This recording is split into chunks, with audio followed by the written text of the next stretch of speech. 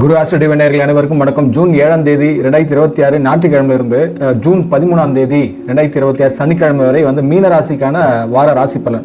இந்த காணொலி தொடக்கம் முதல் முழுதாக பாருங்க. ஏதோ ஒரு விஷயம் உங்களுக்கு இந்த வாரத்துக்கு மிக முக்கியமாக தேவைப்பட்டதா இருக்கலாம். அதற்கு முன்னே நம்ம சேனலுக்கு நீங்கள் புதியவராக என்றால் இதுவரைக்கும் சப்ஸ்கிரைப் செய்யவில்லை என்றால் சப்ஸ்கிரைப் செய்து கொள்ளுங்கள். இந்த சேனலை உங்கள் நட்பு உறவுகளிலும் அறிமுகப்படுத்துங்கள். உங்கள் ராசி நாதன் இப்போ ஜூன் 2ஆம் தேதி கடகத்தில் பெயர்ச்சி ஆச்சு, உச்சமாக ஆனது. அது உங்கள் வீட்டில் இருந்து 5ஆம் வீடு.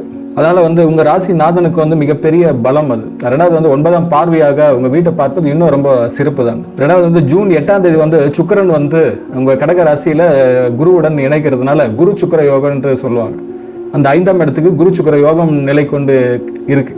இந்த வாரத்தில் சந்திரன் முக்கியமான 2 நாளுக்கு ஒரு ராசிக்கு இடப்பெயர் ஏற்படுது. அதாவது கும்பத்திலிருந்து ரிஷபம் வரைக்கும் அந்த வாரத்தில் இடப்பெயர் ஏற்படும். அந்த 2 நாளில் ஏற்படுற மாற்றங்களை பற்றி பின்வருமாறு நான் சொல்கின்றேன். காணொலி முழுதாக பாருங்கள். இந்த கிரக நிலையெல்லாம் பார்க்கும்போது சூரியன் உங்கள் வீட்டிலேருந்து 3ஆம் வீட்டில் ரிஷபத்தில் இருக்கிறதுனால ஒரு விதமான தைரியம், ஒரு வித ஆற்றல் கொண்டு இருக்கும். ரெண்டாவது சனி பார்வையும் இருக்கிறதுனால இந்த தைரியம் ஆற்றல்லாம் ஒரு விதமான ரொம்ப பிடிவாதத்தனம், ரொம்ப எதிர்மறையான தனத்தை உண்டாக்காத பார்த்து கொள்ளுங்கள். அது அதிகமாக ஆகாது. அதை பற்றி உங்களுக்குள்ள அதிகமான ஆளுமை, கோபம் அது மாதிரி வராமல் இருந்தால் நம்ம ஏதோ தப்பு பண்ணுறோம், ஏதோ பிரச்சனை ஆகுது அப்படின்ட்டு உங்களுக்குள்ள ஒரு நினப்பு இருக்கும். அந்த நினப்பு யார் கொடுக்குறதுன்னா உங்கள் ராசி அதிபதி குரு 5ஆம் பார்வையாக உங்கள் வீட்டில் இருக்க சனியை பார்க்கறதுனால அந்த சூரியனில் ஏற்படுற எதிர்மறையான தாக்கம் அது அந்த ஆற்றல்லாம் கொஞ்சம் ஒழுங்குபடுத்தப்படும்.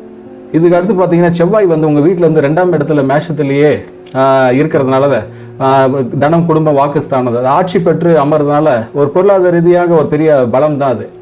2ஆம் இடத்துல செவ்வாய் ஆட்சியில் இருக்கிறதுனால பெரிய பலம். ரெண்டாவது புதன் 4ஆம் வீட்டில் மிதனத்தில், அதுவும் ஆட்சியில் இருக்குது. அதில் ஒரு வித பத்திர யோகம் என்று சொல்லுவாங்க, அது கொடுப்பதாக இருக்கின்றது.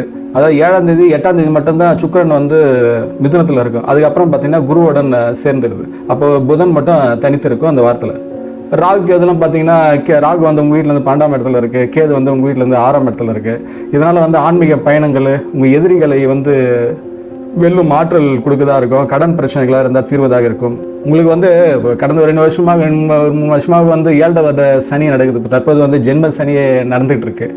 அதனால் உங்கள் வீட்லேயே இருக்கிறதுனால ஒரு விதமாக மன உளைச்சல், தூக்கம் இல்லாதது, இதெல்லாம் இதெல்லாம் ஒரு வாரத்துக்கு முன்னாடி இது குரு பயிற்சி ஆகிறதுக்கு முன்னாடி இருந்திருக்கும்.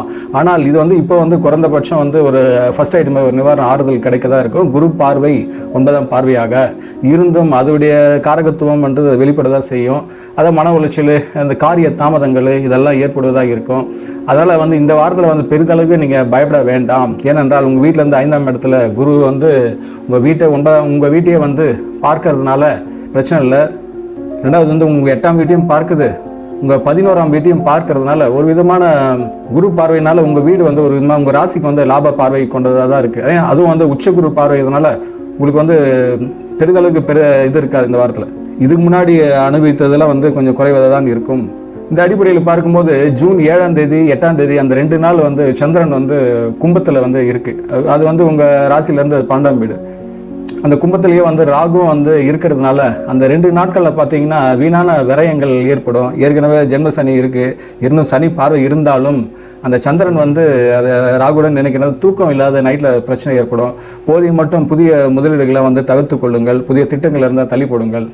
ஏன்னா 12ஆம் இடம் என்றது ஒரு விதம் விரைய தானே. ரெண்டாவது வளர்பிறை தேய்பிறை சந்திரன் வர அது 3 நட்சத்திரத்தில் உட்காரும். அவிட்ட நட்சத்திரம், சதய நட்சத்திரம், அப்புறமா குருவி நட்சத்திரம், பூரட்டாதி நட்சத்திரம். அவிட்ட நட்சத்திரத்தில் உட்காரும் பொழுது செவ்வாயுடைய ஆற்றல் வீழ்படுவதாக இருக்கும். உங்கள் வீட்டிலேருந்து 2ஆம் இடத்துல செவ்வாய் இருக்கிறதுனால ஒரு விதமான கோபமான விரயங்கள், வேகமான விரயங்கள், வாகனங்கள் போகும்போது ஏற்படும் பிரச்சனைகள், மருத்துவ சார்ந்த இதெல்லாம் தருவதாக இருக்கும். இருந்தும் தலைக்கு வர்றது தலைப்பாகவே போகிற மாதிரி இருக்கும். என்ன காரணம் கேட்டால் குரு பார்வை இருக்கிறதுனால.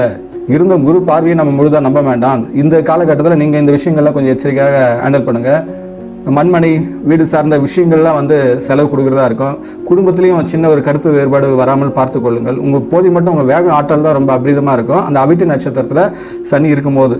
ஏன்னா அந்த அவிட்ட நட்சத்திர சனி இருக்கும்போது அது செவ்வாயுடைய தன்மையை தான் சந்திரன் வெளிப்படுறதா இருக்கும். மன ரீதியாக பார்த்தா செவ்வாயுடைய 2ஆம் வீட்டு தன்மையை முழுசாக 12ல் விரயத்தை கொடுக்குற மாதிரி. கூடயே ராகுவும் இருக்கிறதுனால 2 தோஷமாக இருக்குது. சந்திரனுக்கு ராகு ஆகாது. அதனால ஒரு விதமான உடல் ரீதியான ஒரு விதமான தவிப்பு, வேகம் இதெல்லாம் இருக்கும். அதுக்கப்புறம் பார்த்தீங்கன்னா அவிட்டனுக்கு அடுத்தது பார்த்தீங்கன்னா சதய நட்சத்திரம். சதய நட்சத்திரன்றது ராகுடைய நட்சத்திரம். அப்போ வந்து பார்த்தீங்கன்னா அந்த 2 நாள் 7, 8 அந்த தேதியில் சதய நட்சத்திரத்தில் இருக்கும்போது உடல் சார்ந்த ஒரு சுகம், உணவு மேலே ரொம்ப ஆர்வம், அதில் ஏற்படுற வீணான விரயங்கள் இது ஏற்படும். அது சார்ந்த மருத்துவம் சார்ந்த உதவிகள் இதெல்லாம் ஏற்படும். உணவு சார்ந்த விஷயங்களில் உடல் வந்து இது பண்ணும். சிற்றின்ப ஆசைகள், சில பேர் சிகரெட் பிடி ட்ரிங்க்ஸ் சாப்பிட்றவங்களாம் வந்து அந்த காலகட்டத்தில் ரொம்ப அதிகப்படியான அந்த எண்ணங்கள் வந்து அதை நோக்கி செல்லும். திடீர் அதிர்ஷ்டங்கள், திடீர் செலவுகளும் உண்டாகும். இந்த இன்ஃபர்மேஷன் டெக்னாலஜி ஐடி செக்டரில் இருக்கவங்களுக்கு ஒரு விதமான விரயம் கொண்டதாக இருக்கும். அதுக்கப்புறம் பார்த்தீங்கன்னா ஜூன் 7, 8 தேதியில் வந்து சந்திரன் வந்து பூரட்டாதி நட்சத்திரத்துக்கு செல்லுது. குருவின் நட்சத்திரத்துக்கு போகும்போது அந்த கடைசி நாளில் 7, 8 பூரட்டாதி நட்சத்திர சந்திரன் இருக்கும்போது உங்களுக்கு வந்து ஒரு விதமான ஆன்மீக சிந்தனை, உடல் ரீதியான ஒரு சந்தோஷம், குடும்பத்தில் மகிழ்ச்சி எல்லாமே நிலவரதாக இருக்கும். ஏன்னா வந்து சந்திரனை உங்கள் வீட்டை பார்க்கறதுனால இருந்த தடை தாமதம் எல்லாம் வந்து ஓரளவுக்கு அமுகப்பட்டதாக இருக்கும், வெளிவராத இருக்கும், மன ரீதியான ஒரு உற்சாகம் இருப்பதாக இருக்கும். அதனால் அந்த பூரட்டாதி நட்சத்திரத்தில் வரும்போது 7, 8 தேதியில் கடைசி 8ஆம் தேதிலாம் பார்த்தீங்கன்னா பூரட்டாதி நட்சத்திரம் வந்து அப்போலாம் ரொம்ப சந்தோஷத்தை கொடுக்கறதாக இருக்கும். இதுக்கப்புறம் பார்த்தீங்கன்னா ஜூன் 9ஆம் தேதி 10ஆம் தேதி சந்திரன் வந்து மீனத்துக்கு இடப்பெயர் ஏற்பதனால உங்கள் ஜென்ம ராசிக்கே வந்து சந்திரன் வரப்போது தேய்பிறை சந்திரன். அது வந்து ஒரு விதமான புனர்பூத்த தோஷம் காலம் என்று சொல்லுவாங்க. இதனால் வந்து ஜென்மத்திலேயே வந்து சந்திரன் வருது ஒரு விதமான ஜென்ம தாரை என்று சொல்லுவாங்க. அதனால் ஒரு மனக்குழப்பங்கள்லாம் ஏற்படுறோம். முக்கிய முடிவுகள்லாம் வந்து போதை மட்டும் ஒத்தி வையுங்கள். ஏன்னா வந்து சந்திரன் வந்து சனி வந்து ராசியில இருக்கிறது ஒரு விதமான நிஷ்பலம் என்று சொல்லுவாங்க. ரெண்டாவது வளர்பிற சந்திரன் அதோட தேய்பிற சந்திரன் போது இருட்டோட சேர்ந்துக்கும் போது என்ன ஆகுது, என்னதான் வந்து குரு பார்வை ரொம்ப ஒளி வீச்சு அதிகமாக இருந்தாலும் வெளியில என்னதான் ஒளி இருந்தாலும் நம்ம வீட்டுக்குள்ள எல்லாத்தையும் கதவு சாத்திட்டு இதாக இருந்தால் இருட்டு இருக்குதானே செய்யும். அது போலதான் இருந்தும் வந்து பெரிதளவுக்கு அது பாதிப்பு உண்டாக்காது. இருந்து அந்த போதை மட்டும் அதிகப்படியான முயற்சிகள், அதிகப்படியான முடிவுகள்லாம் கொஞ்சம் ஒத்தி வைங்க. முக்கியமாக குடும்பத்தில் வந்து எந்த விதமான கருத்து இதுவும் வேண்டாம், வாக்குவாதம் தவிர்த்து கொள்ளுங்கள். ரெண்டாவது 3ஆம் இடத்துலயே வந்து சூரியன் இருக்கிறதுனால அரசு தொடர்புடைய விஷயங்கள்லாம் கொஞ்சம் காலதாமதம் கொண்டு இருக்கும். ரெண்டாவது உங்கள் அறிவாற்றல் வந்து நல்ல சிறப்பாக இருக்கும். ஆனால் செயல்படுத்துறதுல தான் வந்து கொஞ்சம் வேகம் தாமதம் இருக்கும். அந்த சந்திரன் பூரட்டாதி இருக்கிற வரைக்கும் நல்லா இருக்கும். அதுக்கப்புறம் பார்த்தீங்கன்னா சனி நட்சத்திரம் வரும்போது கொஞ்சம் கடுமையை அதை வெளிப்படுத்ததாக இருக்கும். ஏன்னா அது உத்திரட்டாதி சனி நட்சத்திரத்தையே சனி கூடிய வந்து சந்திரன் வர்றதுனால அந்த வந்து 10ஆம் தேதி 9ஆம் தேதி 10ஆம் தேதி நடுவில் பார்த்தீங்கன்னா ரொம்ப குழப்பம் அதிகமாக இருக்கிறதா இருக்கும். அதனால் அந்த உத்திரட்டாதி நட்சத்திரம் வரும்போது கொஞ்சம் கேர்ஃபுல்லாக இருங்க. வாகனம் செல்லும் போது கொஞ்சம் கவனமுடன் செல்லுங்கள். ரெண்டாவது தாயாரின் உடல்நிலை, உங்களுடைய புத்தி சார்ந்த இது மண்மனை வீடு சார்ந்த டாக்குமெண்டேஷன் விஷயங்கள்லாம் அதெல்லாம் ஸ்மூத்தாக இருக்கும். ஆனால் இந்த தவிப்பில் இருக்கும்போது அதை வந்து கான்சென்ட்ரேட் பண்ணுறது ரொம்ப சிரமமாக இருக்கும். இப்போதைக்கு மட்டும் ஆன்மீக சார்ந்த விஷயங்களை கொஞ்சம் கவனம் எடுத்துங்க. அதுக்கு அடுத்து பார்த்தீங்கன்னா புதன் நட்சத்திரம் ரேவதி நட்சத்திரத்துக்கு சந்திரன் செல்லும் போது 4ஆம் இடத்து தன்மையாவது சந்திரன் வெளிப்படுத்துறதா இருக்கும். உங்கள் தாயார் பற்றிய நினைப்பெல்லாம் வந்து 9, 10 தேதியில் வருதுன்னா அப்போ சந்திரன் வந்து ரேவதி நட்சத்திரத்தில் இருக்குன்னு அர்த்தம்.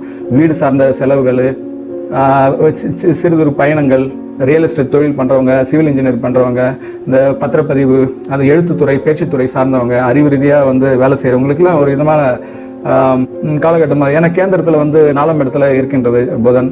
ரெண்டாவது அஞ்சுலேயும் வந்து குரு இருந்து 9ஆம் பார்வையாக வீட்டை பார்ப்பதனால ஒரு சிறப்பு தான். அதுக்குள்ளே பார்த்தீங்கன்னா சுக்கிரனை வந்து இதோட குருவோட இணைந்து உங்கள் 7ஆம் வீட்டை பார்க்கறதுனால இன்னும் சிறப்பு. கணவன் மனை உறவு இல்லை ஒரு புதிய பரஸ்பரமான அன்பு புரிதல் உண்டாகும். அதுக்கப்புறம் பார்த்தீங்கன்னா ஜூன் 11, 12 அந்த 2 தேதியில் பார்த்தீங்கன்னா சந்திரன் வந்து மேஷத்துக்கு உங்கள் 2ஆம் வீட்டுக்கு இடப்பெயர் ஏற்படுறதுனால அங்கே வந்து ஆல்ரெடி வந்து செவ்வாய் இருக்கிறதுனால சந்திர மங்கள யோகத்தை அது உருவாக்குறதா இருக்குது.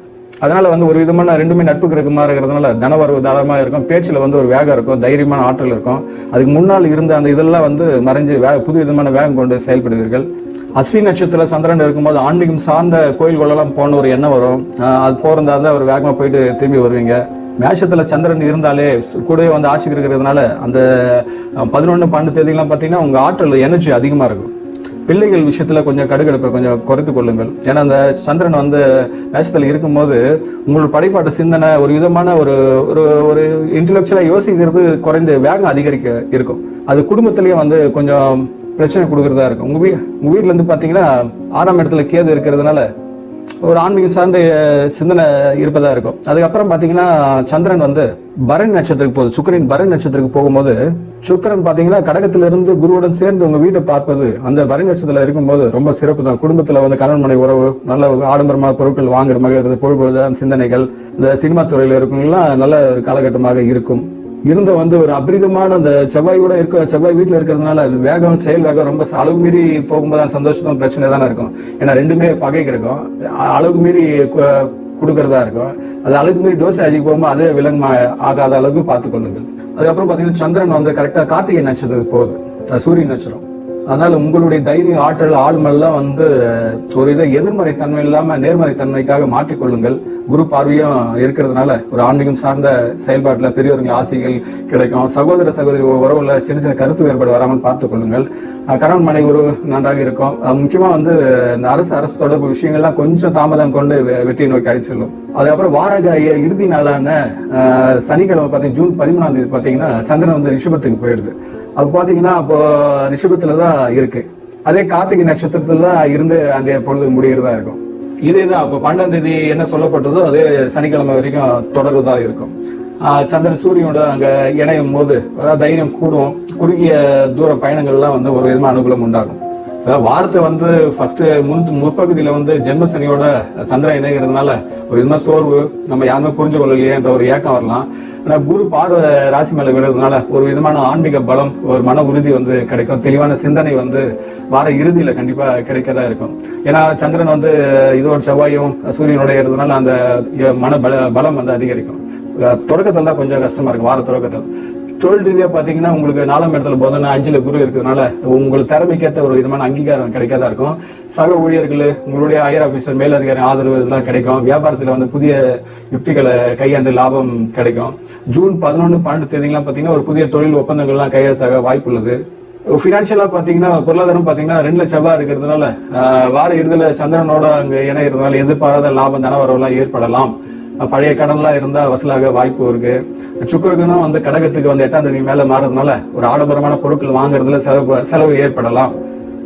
அதுக்கப்புறம் குடும்பம் உறவுகள்லாம் பாத்தீங்கன்னா ஜூன் 8 தேதியில வந்து 5ஆம் வீட்டுக்கு வந்து குருவுடன் சேர்க்கிறதுனால ஒரு விதமான குடும்பத்துல மகிழ்ச்சி இருக்கும். கணவன் மனைவி ஒரு விதமான அந்யோன்யம் இருக்கும். புத்திர பாக்கியத்திற்காக குழந்தைகள் காத்திருப்பவர்களுக்கு நல்ல செய்திகளும் வரலாம். பிள்ளைகளின் கல்வி, மாணவர்களின் கல்வி, உடல் ஆரோக்கியம் எல்லாம் மேம்பட்டு இருக்கும். உங்களோட அறிவு சிந்தனை வந்து நல்ல அபாரமாக வேலை செய்யும். சுப காரியங்களுக்காக நீங்க எடுத்த முயற்சிகள் வந்து வெற்றியை தரும். செவ்வாய் பார்வை 4, 5ஆம் வீட்டின் மேல விழுறதுனால பூமி சொத்து சேர்க்கலாம் இருக்கு. அதுமாதிரி குரு பார்வை இருக்கிறதுனால ஆரோக்கிய குறைபாடுகள் இருந்தால் நீங்க முகத்துல ஒரு விதமான தெய்வீக பொலிவு உண்டாகும். இந்த சனி பார்வை வந்து அந்த சனி பார்வையில தான் வந்து 7ஆம் பார்வையாக அந்த இது பார்க்குது. கண்ணீர் பார்க்கறதுனால கன்னிராசி கண்டக சனியா இருக்கிறதுனால போதிய மட்டும் உங்களோட பார்ட்னர்ஷிப் நட்புகளுக்குள்ள வந்து ஒரு விதமான நிதானத்தை கிடைப்பீங்க. போதிய மட்டும் வாக்குவாதம் தவிர்த்து கொள்ளுங்கள். நீங்க ஜென்ம சனி இருக்குன்னா 7வது சனி இருக்கிறதுனால போதிய மட்டும் உஷாரா தான் இருக்கணும். அதுவும் வந்து 9, 10 தேதிகள்லாம் வந்து யாருக்கும் வந்து ஜாமீன் கழுத்தெல்லாம் போட வேண்டாம். இந்த நட்சத்திர பலன் பாத்தீங்கன்னா பூரட்டாதி 4ஆம் பாதம் பாத்தீங்கன்னா உங்களுக்கு குருவின் வந்து முழு ஆசீர்வாதம் கிடைக்கும். தொட்டதெல்லாம் தொடங்கும். நீண்ட நாள் பிரார்த்தனைகள் வந்து நிறைவேறதா இருக்கும். உத்தியோகத்துல வந்து உயர்வுக்கான அறிகுறிகள் தென்படும். சனியின் உத்திரட்டாதி நட்சத்திரக்காரங்களுக்கு வந்து ஜென்ம சனியின் தாக்கம் கொஞ்சம் அதிகமாக இருந்தாலும் வாரத்தின் வந்து கடைசி நாள்ல வந்து பணப்பழக்கம் கொஞ்சம் அதிகரித்து கொஞ்சம் உங்களை வந்து மகிழ்ச்சியில ஆழ்த்ததா இருக்கும். உடல் ஆரோக்கியத்திலும் வந்து நீங்க கொஞ்சம் கவனம் எடுத்துக்கொள்ள வேண்டும். ரேவதி நட்சத்திரம் வந்து புதன் வந்து அதிபதியா இருக்கிறதுனால உங்க வீட்டுல வந்து புதன் 4ஆம் இடத்துல இருக்கிறதுனால வீடு, வாகனம் இதெல்லாம் வாங்குற யோகா இருக்கும். உறவினர்கள் மத்தியில உங்களுக்கு ஒரு மதிப்பு மரியாதை உயர்வதாக இருக்கும். இந்த வாரத்துக்கு நான் அதிர்ஷ்ட எண்கள் பாத்தீங்கன்னா 3, 9. வார அதிர்ஷ்ட திசை பார்த்தா வடக்கு வடகிழக்கு. வார அதிர்ஷ்ட நிறம் பார்த்தா மஞ்சள், இளம் சிவப்பு. ஆன்மீக பரிகாரம் பாத்தீங்கன்னா சனிக்கிழமைனா பக்கத்துல சிவன் கோயிலுக்கு எதனா சென்று வழிபடுறதுனாலது. தட்சிணாமூர்த்தி வேலைக்கிழமைனா மஞ்சள் மலர் மாலை சாட்டி இந்த கொண்டக்கடலை போட்டு வணங்கினா அந்த ஜென்ம சனியின் வீரியம் வந்து கொஞ்சம் குறைவதா இருக்கும். அந்த சந்திரன் வந்து 12, 1ஆம் தேதியெல்லாம் பாத்தீங்கன்னா அந்த 12ல வந்து சந்திரன் இருக்கும் போதும் அவங்க ஜென்ம சனிக்கு வரும்போதும், அதாவது 7ஆம் தேதியிலேருந்து 9ஆம் தேதிக்குள்ள இந்த இதில் பார்த்தீங்கன்னா கொஞ்சம் ஏழை எளிய மக்களுக்கு எதனா உணவு எதனா வாங்கி கொடுங்க. அது ஒரு விதமான மன அமைதி ஏற்படும். ஏன்னா வார தொடக்கத்தில் தான் உங்களுக்கு கொஞ்சம் பிரச்சனை உண்டாக்கும். அதனால வந்து காலையில் இந்த ஓம் நமசிவாய மந்திரத்தையும் நீங்கள் ஜபிச்சு வந்தால் ஓரளவுக்கு உங்களுக்கு வெற்றி அந்த வாரம் வந்து கண்டிப்பாக கிடைக்கும். அதனால் மீன ராசிக்காரர்களான தங்கள் வாழ்வில் அனைத்து வளங்களும் பெற்று சிறப்புடன் வாழ எல்லாம் வல்ல இறைசக்தியை நான் பிரார்த்திக்கின்றேன். இக்காணொலி வந்து உங்கள் ராசி கொண்ட நட்பு வட்டத்திலும் உறவு வட்டத்திலையும் பகிர்ந்து கொள்ளுங்கள். வாட்ஸ்அப் குரூப்லையும் பகிர்ந்து கொள்ளுங்கள். நம் சேனலுக்கு வந்து இதுவரை நீங்கள் சப்ஸ்கிரைப் செய்ய வேண்டாம், சப்ஸ்கிரைப் செய்து கொள்ளுங்கள். உங்களுடைய ஆதரவு தான் இந்த சேனலுடைய வளர்ச்சிக்கு மிக உதவியாக இருக்கும். அதனால் தாங்களும் தங்கள் அன்பு குடும்பம் வாழ்க வளம்.